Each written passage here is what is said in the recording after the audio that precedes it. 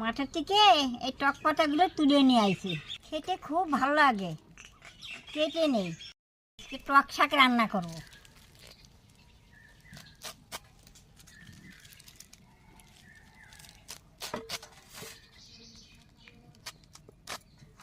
কাটা হয়ে গেছে, এখন রান্না করব। তোমার ভিডিওটা দেখো। একটু তেল দিয়ে দেব,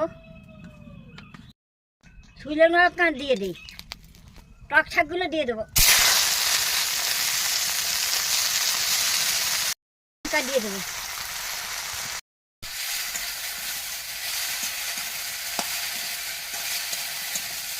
লবণ দিয়ে দেবো,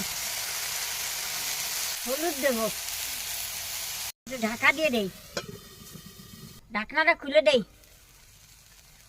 আর টক শাক হয়ে গেছে, নামিয়ে নেব।